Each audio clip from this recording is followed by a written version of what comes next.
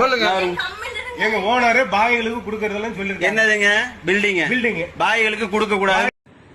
2014 ശേഷം ഇന്ത്യയിൽ വന്ന വമ്പൻ വികസനമാണ് ഈ കാണുന്നത്. മുസ്ലിം മതത്തിൽപ്പെട്ട ആർക്കും വീട് കൊടുക്കില്ലത്രേ. ഓരോ കാവി ഭീകരരുടെ കയ്യിൽ നിന്നും ഓരോ ഇസ്ലാം മത വിശ്വാസികളും ഇവിടെ ചത്തു വീഴുന്നു. കാവി ഭീകരരുടെ കയ്യിൽ നിന്നും മർദ്ദനമേൽക്കുന്നു. ഇന്ത്യയെ ഒറ്റിക്കൊടുക്കുന്നതും കാവി ഭീകരർ.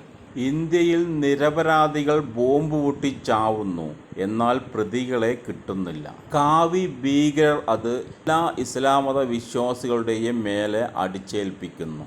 എന്നിട്ട് പാവപ്പെട്ട ഇസ്ലാം മത വിശ്വാസികളെ തല്ലിക്കൊല്ലുന്നു, അവരുടെ കച്ചവട സ്ഥാപനങ്ങൾ തല്ലിപ്പൊളിക്കുന്നു, അവരെ തെരുവിലിട്ട് മർദ്ദിക്കുന്നു.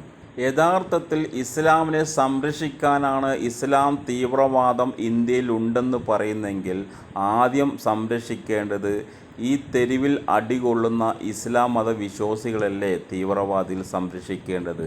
എന്തുകൊണ്ട് ഇസ്ലാം മത വിശ്വാസികൾ ഇപ്പോഴും തെരുവിൽ അടികൊണ്ട് ചാവുന്നു, അവരുടെ കച്ചവട സ്ഥാപനങ്ങൾ തല്ലിപ്പൊളിക്കുന്നു, അവരുടെ വീടുകൾ ബുൾഡോസർ കൊണ്ട് ഇടിക്കുന്നു? അപ്പോൾ തീവ്രവാദികൾ എവിടെ? ഇസ്ലാം തീവ്രവാദികൾ എവിടെ?